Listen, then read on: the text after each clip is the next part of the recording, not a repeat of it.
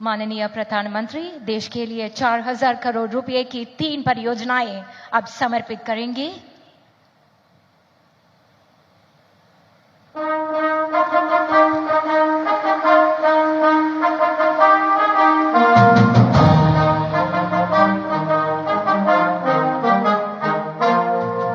Digital plaques are revealed before us.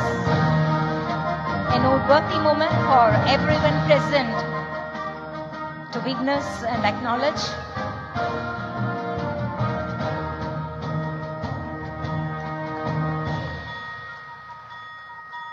Thank you, sir. The people of this state express sincere gratitude to you for this invaluable contribution and leadership.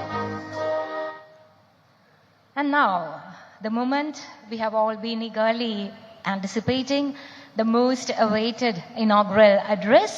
With utmost humility, I kindly request the Honorable Prime Minister, Shri Narendra Modi, one of the most accomplished orators of our times, to deliver his address.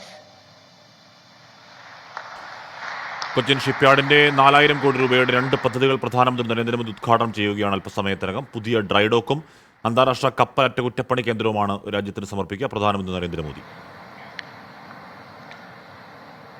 Kerala के governor Arif Mohammad Khan जी, मुख्यमंत्री ईगान, अन्य महानुभाव, सहयोगीगण, अन्य महानुभाव, देवी और सज्जनों, मैं धन्यवाद देता हूं श्रीमान सर्बानंद सोनोवाल जी की टीम, श्रीमान श्रीपद यशो नाइक जी और हमारे साथी श्रीमान वी मुरलीधरन जी, श्रीमान शांतनु ठाकुर जी, एला करालियर कुम एंडे नन्ना नमस्कारम।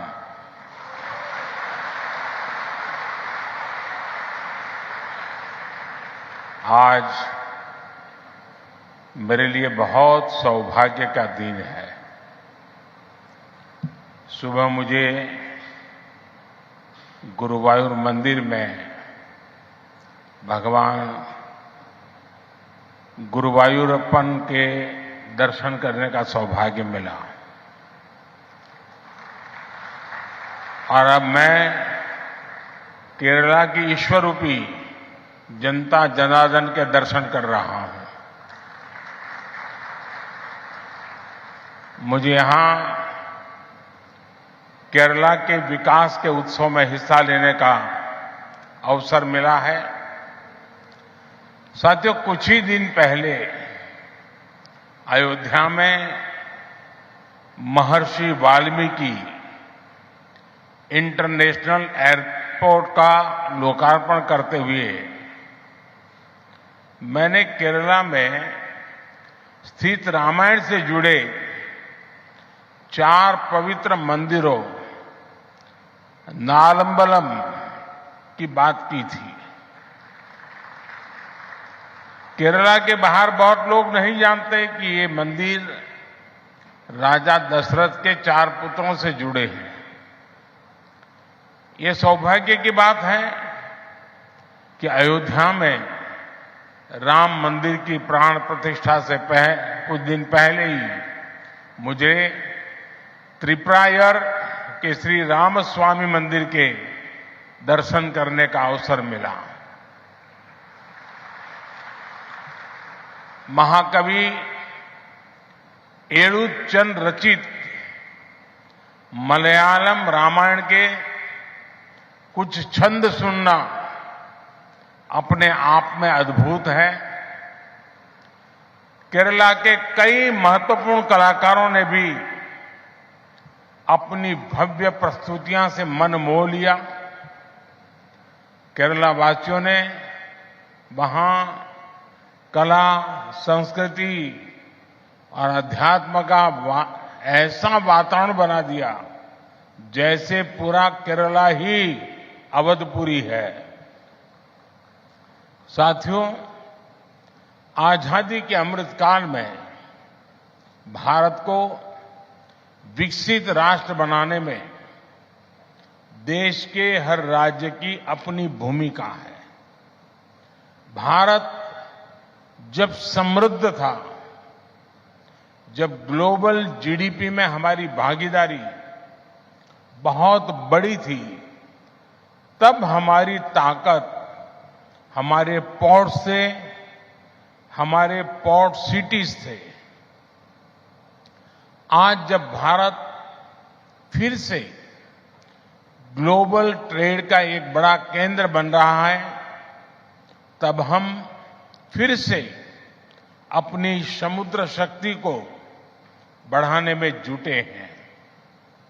इसके लिए केंद्र सरकार समुद्र किनारे बसे कोच्चि जैसे शहरों का सामर्थ्य और बढ़ाने में जुटी है। हम यहां के पोर्ट्स की कैपेसिटी को बढ़ाने पर काम कर रहे हैं, पोर्ट इंफ्रास्ट्रक्चर पर निवेश कर रहे हैं। सागरमाला परियोजना के तहत पोर्ट्स की कनेक्टिविटी बढ़ाई जा रही है। साथियों, आज यहां देश को अपना सबसे बड़ा ड्राई डॉक मिला है। इसके अलावा आज शिप बिल्डिंग, शिप रिपेयरिंग और एलपीजी इंपोर्ट टर्मिनल इंफ्रास्ट्रक्चर का भी लोकार्पण हुआ है। ये सुविधाएं केरला और भारत के इस दक्षिणी क्षेत्र के विकास को गति देंगी। Made in India aircraft carrier INS Vikrant के निर्माण का ऐतिहासिक गौरव कोच्चि शिपयार्ड के पास है। इन नई सुविधाओं से शिपयार्ड की कैपेसिटी कई गुना बढ़ जाएगी। मैं केरला के निवासियों को इन सुविधाओं के लिए बधाई देता हूं।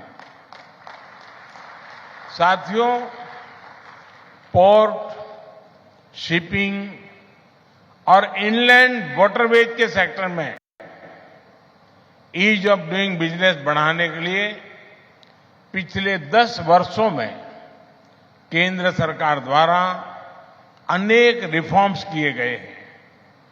इससे पोर्ट्स में अधिक इन्वेस्टमेंट आया है और ज्यादा एम्प्लॉयमेंट जनरेट हुआ है।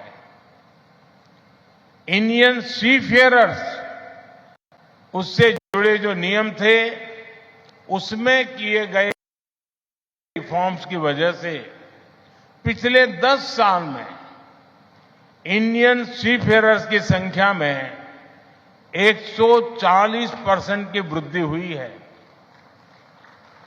देश के भीतर वाटरवे के उपयोग से अब पैसेंजर और कार्गो ट्रांसपोर्ट में नई तेजी आई है। साथियों, जब सबका प्रयास होता है तो परिणाम और बेहतर मिलते हैं।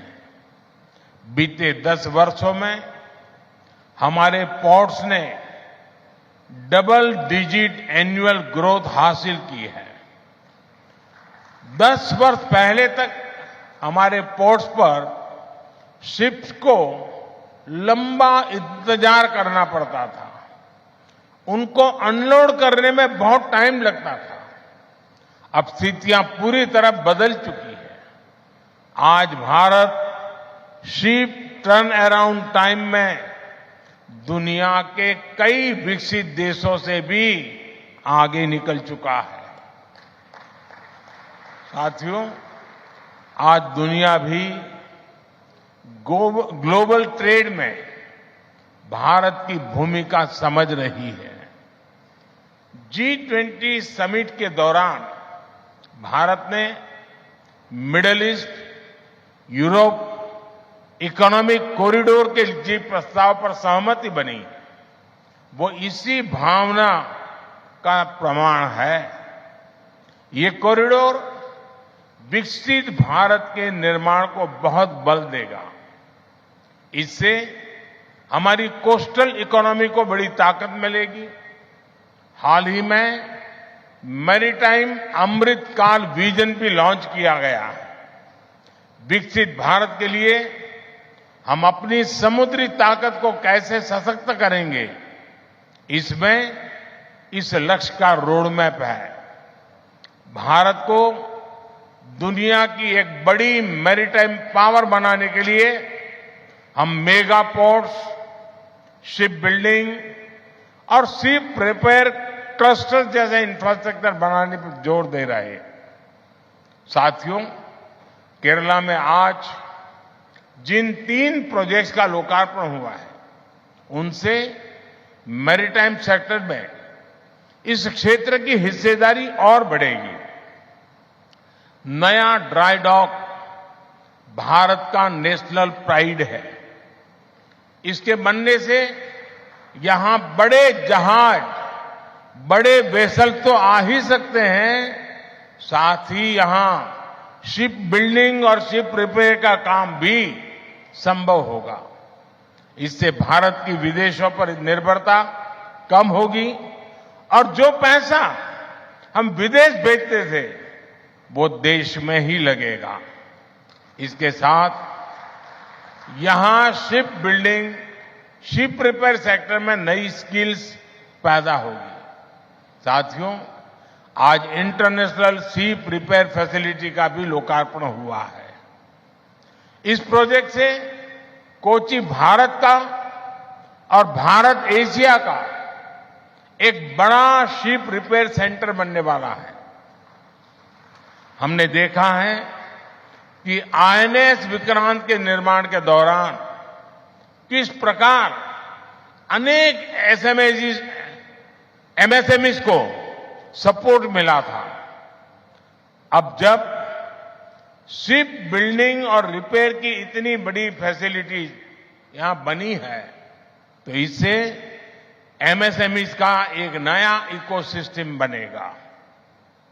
जो नया एलपीजी इंपोर्ट टर्मिनल बना है, इससे कोची, कोयम्बटूर, ईरोड, सेलम, कालीकट, मदुरई और त्रिची में एलपीजी की जरूरतें पूरी होगी।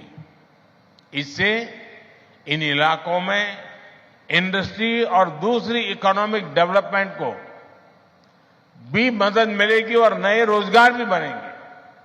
साथियों, कोची शिपयार्ड आज आधुनिक और ग्रीन टेक्नोलॉजी से lace made in India vessels बनाने में भी अग्रणी है। कोची वाटर मेट्रो के लिए जो इलेक्ट्रिक वेसल्स बनाए गए हैं, वो प्रशंसनीय है। अयोध्या, वाराणसी, मथुरा और गुवाहाटी के लिए भी इलेक्ट्रिक हाइब्रिड पैसेंजर फेरीज का निर्माण यहीं हो रहा है। यानी देश के शहरों में आधुनिक और ग्रीन वाटर कनेक्टिविटी में कोची शिपयार्ड की भूमिका अहम है। मुझे बताया गया है कि हाल में आपने नॉर्वे के लिए भी zero emission electric cargo ferries delivery की है। यहां हाइड्रोजन फ्यूल पर चलने वाले दुनिया के पहले फीडर कंटेनर वेसल के निर्माण पर भी काम चल रहा है। ये make in India, make for the world के हमारे विजन को सशक्त करता है। भारत को हाइड्रोजन फ्यूल आधारित ट्रांसपोर्ट की तरफ ले जाने का जो हमारा मिशन है, उसको कोची शिपयार्ड और सशक्त कर रहा है। मुझे विश्वास है कि बहुत ही जल्द स्वदेशी हाइड्रोजन फ्यूल सेल फेरी भी देश को मिलेगी। साथियों, blue economy, port lead development को, और उसके कारण हमारे मछुआरे भाई बहनों की एक बहुत बड़ी भूमिका मैं इसमें देखता हूं।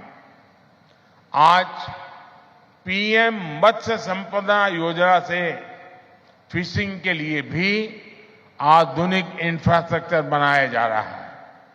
केंद्र सरकार डीप सी फिशिंग के लिए मछुआरों को आधुनिक नाव देने के लिए सब्सिडी दे रही है।